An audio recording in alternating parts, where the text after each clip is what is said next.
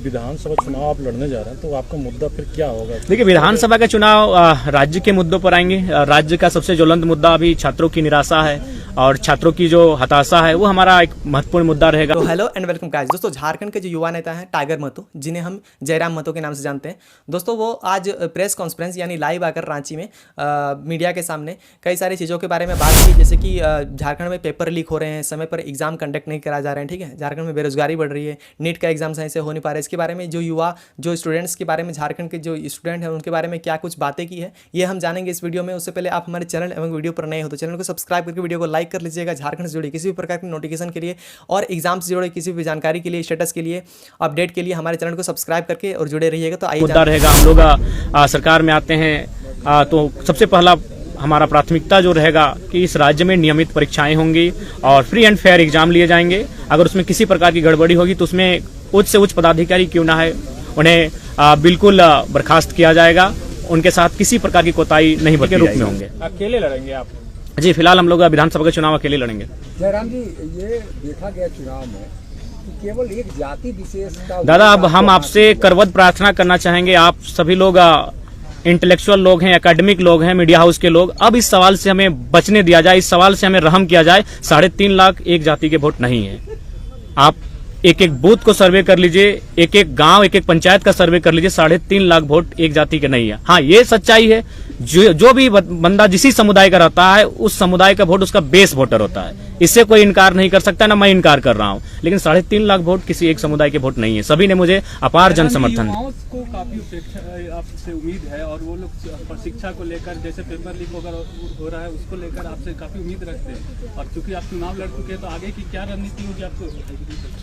देखिए, 2018-21 का डिग्री अभी तक नियुक्त नहीं किया गया। देखिए, उन सब विषयों पे हम लोग लगातार मुखर होकर बोले हैं। आज हमारे बीच हमारे बड़े भाई देवेंद्र जी बैठे हैं। चुनाव के दौरान इनको लगभग 15 दिन जेल के भीतर रहना पड़ा, तो कारण वही था पेपर लीक का मामला। तो देखिए, जहां तक हम लोग का सामर्थ्य है, जिन विषयों पे हमने देखिए, लड़ाई 2 तरीके से लड़ी जाती है, या तो सदन के भीतर या तो सड़क में धरने के माध्यम से। तो हम लोग अगर सदन में नहीं तो सड़क से तो लड़ाई लड़ी रहे हैं, सड़क से तो लगातार अपनी आवाज को बुलंद कर रहे हैं। हमारा जो सामर्थ्य है उन चीजों पर हम लोग कभी पीछे नहीं हटे। हम लोग कभी भी आवाज उठाने से, यहाँ तक आज मेरे ऊपर भी 13 FIR है, एक भी व्यक्तिगत FIR नहीं है। FIR क्यों मिला है? न किसी कंपनी में धरना देने के लिए, किसी को मुआवजा दिलाने के लिए, किसी को नियोजन दिलाने के लिए। तो ऐसा नहीं, हम लोग तो जनता के लिए अपना सर्वस्व निछावर कर चुके हैं। उतना छोड़िए, आज हम लोग घर का दृश्य नहीं जानते कि मेरे घर का दृश्य क्या है। घर में न जाने कितनी प्रकार की घटनाएं घटी, लेकिन हम लोग घर तक नहीं जा पाए, घर तक कदम नहीं रख पाए। हम लोगों ने सब कुछ अपना झारखंड को ही परिवार माना है, झारखंड को ही अपना घर माना है और पूरे झारखंड वासियों के लिए हमने अपना सर्वस्व निछावर करने का प्रयास किया। और तमाम तरह की बातें जो आपको लेकर कहते हैं, इस पे क्या कहना चाहिएगा? देखिए, हमको तो डाउट है कि उनका राहुल गांधी से बात होता भी है कि नहीं। तो सबसे पहले देखिए, ठीक है, सुनने में आ रहा है कि इरफान दा मंत्रिमंडल संभालने जा रहे हैं, तो पहले उनको बधाई देते हैं और उनको कहेंगे कि थोड़ा सा अब ये जो कॉमेडी वाला बात करते हैं ना, देखिए इरफान दा नो डाउट उनको लोग इसीलिए फॉलो करके रखे हैं कि दिन भर का तनाव को मुक्त करें उनको सुन के। तो उनको बोलेंगे थोड़ा आप सीरियस पर्सन बनिए। अगर आप मंत्रिमंडल में जाने वाले हैं आलम के स्थान पर, तो आपका विषय क्या होगा? अगर आपको नहीं मालूम है तो मैं आपको विषय देता हूं। आपका सबसे पहला विषय होगा कि जामताड़ा को साइबर क्राइम के धब्बे से मुक्त कराइए। सबसे बड़ा विषय आपका होगा। आपका दूसरा विषय होगा कि जामताड़ा की स्थिति देखिएगा, जामताड़ा के 95% जो पेशेंट होते हैं वो धनबाद आते हैं इलाज करने के लिए, और आप बतौलेबाजी करते हैं। आप रणधीर सिंह के साथ बतौलेबाजी करते हैं, तो कभी भानु प्रताप शाही से, तो कभी निशिकांत दुबे से। ठीक है, कटाक्ष कीजिए, लेकिन जो जेन्युइन समस्या है, जो गंभीर समस्या, उन पे बात कीजिए, उन पे काम कीजिए, उन पे रोड मैप तैयार कीजिए। तो उनको हमारा ये संदेश रहेगा। अरे ठीक है, पहले आपका उनका सीट संकट में है, वो हमारे साथ आए। जयराम दा, इरफान दा तो यहाँ तक, इरफान अंसारी जी तो यहाँ तक बोल दिए कि आपकी दूसरी शादी हो गई है कहीं पे चुपके से। देखिए, आप बोले थे मेरे वीडियो में, इसलिए मैंने आपसे पूछ दिया। नहीं, ऐसा है, ये सब निराधार बातें हैं। शादी करके आपको लगता है कि कोई मतलब छुप के रह सकता है? ये आसान बात नहीं है। ऊपर से हम लोग को 1 साल पॉलिटिक्स हुआ है भैया। इससे पहले मेरा पास्ट है, आपको मैं बताना चाहूंगा। एक प्रत्याशी जो संसद के चुनाव में लड़ रहे थे, उनकी एक टीम गई स्पेशल मेरे तुपचाची प्रखंड में, और तुपचाची प्रखंड से लगभग 150 नौजवान जिनकी उम्र थी 25 से 30 साल, उनको इकट्ठा किया, जो मेरे साथ खेलते कूदते थे, और उनसे यही सवाल किया कि यार कोई अफेयर का मैटर बताओ ना। तो उन लोगों ने एक ही चीज कहा कि उस लड़के को हम लोग बचपन से जानते हैं, उसको 2 ही जगह देखें, एक अपने गांव से बस में बैठकर कॉलेज जाना और दूसरा शाम को आके फुटबॉल खेलना, इसके अलावा उसको कहीं नहीं देखें। तो ये चीजें भ्रामक हैं, ऐसा कोई विषय नहीं है। और होगा तो छुप के क्यों करना यार, बताइए ना समर भैया। प्रेम किसी ने प्रेम किया है तभी हम लोग का उत्पत्ति हुआ है। यहाँ जितने लोग बैठे हैं, जितने लोग खड़े हैं, अगर एक नर और नारी के बीच प्रेम हुआ है उनके मध्य, तभी हम लोग का सृजन हुआ है। तो प्रेम से मुकरना क्या, प्रेम से इनकार क्यों करना? प्रेम करने के लिए कोई मिले तो। जयराम जी लगातार बोलते हैं कि पैसा वाला हम लोग नहीं है, तो आप लोग कैंडिडेट्स का नाम घोषणा कब कर रहे हैं? क्योंकि जो विधानसभा चुनाव है उसमें समय देखिए, सबसे पहले बात मैं आप सबों से भी एक बार आग्रह करूंगा, क्योंकि आप लोग का प्यार मिला इसके लिए हम लोग हकदार भी थे। क्योंकि झारखंड के माध्यम से हम लोग देश की पॉलिटिक्स को भी एक अच्छा संदेश दिए कि हम लोग बिना पैसे की पॉलिटिक्स किए, तो एक बहुत सुंदर संदेश गया है। आसान नहीं है कि आप बिना पैसे से 8 लाख वोट गेन करते हैं।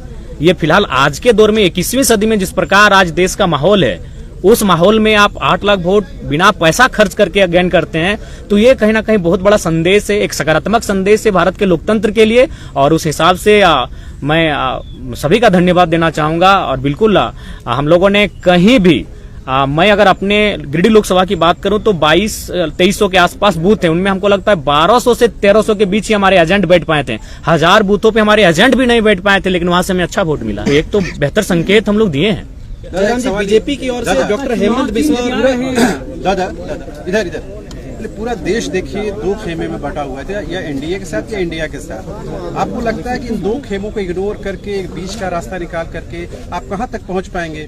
आपको लगता है कि प्री पोल भले ना हो मगर पोस्ट पोल अलायंस आपको करना पड़ेगा चुनाव के बाद? देखिए, अगर ऐसी स्थिति आती है तो हम लोग एक रायशुमारी करेंगे, जनता के बीच जाएंगे। जनता के बीच जाने में हमें समय नहीं लगता है, हम लोग ऊर्जावान हैं और जनता से इस राय को लेकर चलेंगे कि भाई आपने हमें मत दिया है। अगर ऐसी नौबत आती है तो जनता की राय से होगा, लेकिन फिलहाल हम लोग चुनाव अपने बूते लड़ेंगे, अपने सामर्थ्य के दम पर लड़ेंगे। जयराम जी, सोशल मीडिया में चर्चा चल रहा है कि जयराम जी बीजेपी के साथ जा सकते हैं। देखिए, सबसे पहला बात, ऐसा कोई बात नहीं है। अब देखिए, लोग तो बहुत सारी कहानियां बनाएंगे, बहुत सारे किस्से भी सुनाएंगे आपको। मोदर बाबू एक PhD स्कॉलर हैं, एक राज्य की एक ऊंची सेवा को दे चुके हैं। और हम लोग चूंकि युवा है, हमारे मुख से त्रुटिपूर्ण बातें कभी निकल सकती है, लेकिन उनको एक सज्जन व्यक्ति हैं। अगर वो इस प्रकार की बच्चों जैसी चुनौतियां दे रहे हैं तो मुझे लगता है थोड़ा सा लिमिट में ही चुनौतियां दें, नहीं तो अगर स्वीकार कर लिए तो फिर दिक्कत उन्हीं को होगी और जोरदार दिक्कत होगी। उन्हीं का सवाल जो उन्होंने सवाल किया था, देखिए ढोलू मातो का सवाल, देखिए एक बात सुनिए, क्या समर्थन, क्या ढोलू मातो का विधानसभा बागमारा है, वहां चंद्रप्रकाश चौधरी जी हमसे 40,000 वोट से लीड करते हैं। तो अगर ढोलू को मेरा समर्थन होता तो हम 40 से लीड करते हैं। अगर ढोलू जी का समर्थन हमको होता, हम वहाँ 46,000 वोट लाएं, बहुत अच्छा लाएं, क्योंकि बागमारा एक शहरी क्षेत्र है प्लस ढोलू का क्षेत्र है, वहां से एक नया लड़का 47,000 वोट लाता है, ये बहुत बड़ी बात है। अगर उनका समर्थन होता तो कम से कम मेरा 70 से 75 होना चाहिए था। चीजों को समझिए, हम वहाँ तीसरे पायदान पर हैं। अतः बागमारा विधायक जो वर्तमान में सांसद बन चुके हैं, उनका कोई संबंध नहीं रहा है। ये एक मीडिया में आया था, लेकिन वो सच्चाई नहीं। विधानसभा चुनाव में सामान्य वर्ग को क्या टिकट देना? बिल्कुल, क्यों नहीं है, हर एक वर्ग, हर एक तबका, सबके साथ लेकर चलना है। अरे हम लोग बिल्कुल देंगे। आज होश हवास में इतने मीडिया कर्मियों के माध्यम से कह रहे हैं, स्वर्ण वर्ग को भी हम लोग विधानसभा में उतारेंगे। और बाकायदा हम लोग चाहेंगे कि एकेडमिक लोग आए, कुछ पत्रकारिता से भी लोग आए। हम तो सनिदा को ऑफर कर रहे हैं, गोड्डा की किसी एक सीट को चयन करें, अभी 6 महीना का समय है। गोड्डा, महागामा, पोड़ाहाट एक सीट का चयन करें। हम आपके सामने कह रहे हैं, अगर सनिदा एक सीट का चयन करते हैं गोड्डा से, तो हमारे प्रत्याशी होंगे। जयराम जी, एक photo Indian school of democracy में आपका वायरल होता है, विधायिका अंबा प्रसाद। देखिए, आप देखिए, सबसे पहला बात है, बातचीत हुआ उनसे आपको? नहीं, ऐसा विशेष नहीं। आप झारखंड की विधायक हैं और मिली तो भाई झारखंड से बाहर हैं तो अपनत्व का भाव है, मिले उनसे, ऐसा बात नहीं है। लेकिन वो उनका भी निमंत्रण था, वो तो वहाँ जाने के बाद पता चला कि उनको भी निमंत्रण है। हाँ। कि हार गए आप, ठीक है, फिर भी जाते जाते बहुत बड़ा संदेश दिए, लेकिन आपने समीक्षा किया। हाँ। कारण आपको क्या लगा? देखिए, समीक्षा में कारण यही लगा कि इस बार जो देश का माहौल अभी भी इस बार रहा कि हम लोग, देखिए, हम लोग वोट अपनी रास्ता कहाँ तैयार कर रहे थे। अगर मैं गिरिडीह लोकसभा की बात करूं तो 3.25 लाख से 3.5 लाख एनडीए वोटर हैं। एनडीए का प्रत्याशी कोई रहे, आपराधिक मामला रहे, वो अच्छा काम करे या ना करे, वो अगर पैरासूट से भी आए, अगर वो कन्याकुमारी और कश्मीर से भी अगर आके गिरिडीह में चुनाव लड़ता तो उसको 3 लाख 3.5 लाख वोट आते ही आते हैं। तो यानी एक वोट आपका था एनडीए का जो 3.5 लाख के आसपास खड़ा हो रहा है। प्रत्याशी से कोई मतलब नहीं, अच्छा है बुरा है, काम करे ना करे कोई मतलब नहीं है। और ठीक उसके उल्टा भी 3 लाख वोट खड़ा है कि हम एनडीए को नहीं देंगे। तो उन 3-3 लाख वोटों के बीच अगर जयराम मातो 3.5 लाख वोट कर ले आता है तो बहुत बड़ा कलेजा, जिगर और बहादुरी का काम है। हम लोग एक जो नई पहचान बनाए, बहुत चैलेंजिंग विषय था। क्योंकि आप किसी भी लोकसभा में देख लीजिए 3 लाख वोट एनडीए का है और 3 लाख ठीक इस विचारधारा के विपरीत वोट है। और उस भीड़ में आप एंट्री करते हैं बिना किसी संसाधन के, बिना किसी बूथ मैनेजमेंट के, बिना किसी टीम के, और आप उसी के अनुपात में वोट लेके आते हैं। ये हमारे लिए गौरव का विषय है। उन्हीं के सवाल पे चलेंगे, थोड़ा सा हालांकि आपको खराब लग नहीं, खराब नहीं लगेगा, क्योंकि जो हम लोग महसूस कर रहे हैं कि आप विधानसभा चुनाव में अब उतर रहे हैं। अब बात है शहरी क्षेत्र का, ठीक है, ग्रामीण क्षेत्रों में आपकी पकड़ है, लेकिन शहरी क्षेत्र जो है, जो बाहरी भीतरी का एक धब्बा आप पे लग गया है, इसको कैसे आप धोएंगे? देखिए, एक बात हम स्पष्ट कह रहे हैं, ये लड़ाई बाहरी भीतरी की कब रही? हमने ये कहा कि जिस प्रकार, अच्छी बात बताइए, आज भारतीय जनता पार्टी जिसकी आप बात करते हैं, उड़ीसा में उन्होंने किस आधार पर चुनाव जीता, क्या किसी को आइडिया है? क्योंकि लोकसभा का चुनाव था, इसलिए उड़ीसा का मैसेज किसी तक नहीं आया। भारतीय जनता पार्टी ने किस बेस पे उड़ीसा का चुनाव जीता? अभी कहा 5 बार के सीएम पटनायक जी 5 बार के काबिल सीएम को पटकनी दिया, क्या आधार था? पांडियन, बीके पांडियन, जो कह सकते हैं कि चूंकि ये तो विवाहित शायद नहीं है माननीय मुख्यमंत्री, मुझे उतनी जानकारी नहीं, उनका बच्चा शायद नहीं है, तो उनको अडॉप्ट कर रहे थे एज ए सीएम। पांडियन कौन है? साउथ के हैं। बीजेपी उड़ीसा में क्या नारा देती है कि साउथ इंडियन उड़ीसा में नहीं चलेंगे, तो हम भी वही चाहते हैं कि कोई भी पूरे भारत के लोग यहाँ आए, अपना व्यवसाय करें, रहे, खाएं, लेकिन नेतृत्व झारखंड के मूलवासी करेंगे। यही बीजेपी का नारा है। जनता को हम स्पष्ट कहेंगे, बिल्कुल आप ये जो भाव उत्पन्न हो रहा है, चूंकि हमारे भी लोकसभा में ये आया था कि जयराम जीतेगा तो आपको बस में बैठ के घर जाना होगा, बिल्कुल ये गलत बातें हैं। आप जहां रहते हैं, वहां आप जिस नौकरी को करते हैं, आप जहां लीगली तरीके से रहते हैं, स्वागत है आपका। हमारे लोग भी लगभग 16 से 18 लाख लोग प्रदेशों में रहते हैं, ऐसा नहीं है ये केवल भ्रम है, लेकिन हाँ, नेतृत्व का अवसर इस राज्य के लोगों को मिले, ये सबको स्वीकारना। एक सवाल है, गोमिया विधायक लंबोदर महतो बोल रहे हैं कि आप झारखंड मुक्ति मोर्चा के इशारे पे काम करते हैं। अच्छा, तो झारखंड मुक्ति मोर्चा के इशारे पे काम करते हैं, तो डुमरी में हमको 90,000 वोट कैसे आता? एक पीएचडी वाले व्यक्ति अगर इस प्रकार के बयान दे रहे हैं तो हमको लगता है उचित नहीं है। टुंडी में हमको 60,000 वोट फिर कैसे आ जाता? बेरमो जो महागठबंधन का सीट है वहां हमको 50,000 वोट कैसे आता? उपचुनाव में जेबी सीट नहीं, हमने स्पष्ट कहा है कि हमारा पहला चुनाव किसी की मौत पे नहीं लड़ेंगे। वहां स्वर्गीय जगन्नाथ महतो की मृत्यु हुई थी और हम लोग पहला चुनाव शुरुआत किसी की मौत से करें, ये हमारा, चूंकि हम लोग सिद्धांतिक पॉलिटिक्स करेंगे, चुनाव हार जीत से ऊपर। अगर हम लोग को केवल चुनाव ही फोकस होता तो मैं आपको बताना चाहूंगा, एक पार्टी ने तो हमको यहां तक कहा था कि अगर आप नहीं लड़ेगा तो देवेंद्र जी को मना दीजिए, आप एक लड़का हमको दे दीजिए चुनाव लड़ने के लिए, हम लोग को प्रत्याशी नहीं मिल रहा है। तो अगर हम लोग को सांसद बनना होता तो आज जयराम महतो के साथ आप नहीं बैठे होते, आज सांसद जयराम महतो के साथ आप बैठे होते, क्योंकि मुझे भी आइडिया है कि किस सीट को कौन निकाल सकता है। दोनों दलों ने हमें सीधा ऑफर दिया था, एकदम सीधा, दिल्ली से डायरेक्ट टेलीफोन था, एक से हमारा 18 मिनट टॉक हुआ, तो 1 से 4 मिनट 45 सेकंड लड़ी हमारी। और ऐसा नहीं कि आप एक सीट से, क्योंकि हमने नेता नहीं रहे भैया, जनता का आशीर्वाद है, हम लोग जननेता हैं, किसी सीट से चुनाव लड़ने का मादा रखते हैं, 4-5 सीटों से चुनाव लड़ने का मादा रखते हैं। और उन्होंने वही ऑफर दिया था कि आप गिरिडीह से लड़िए, आपका मन हो धनबाद लड़िए, आपका मन हो आप रांची चले आइए।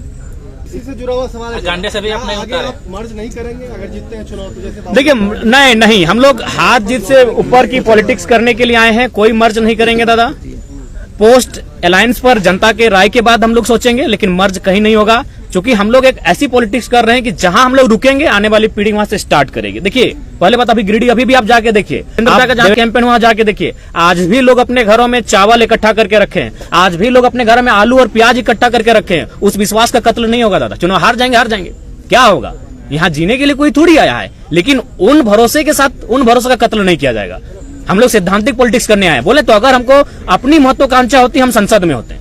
आज हम संसद में होते हैं, जब 3.5 लाख वोट हम अकेले ला सकते हैं, अपने दम पर ला सकते हैं, तो दोनों पार्टियां हमें टिकट कर रही थी। आराम से एनडीए और यूपीए को चयन करते किसी सीट से और निकल जाते, संसद भवन में कमरा भी मिल जाता और झारखंड की समस्याओं को उस पार्टी से रख देते।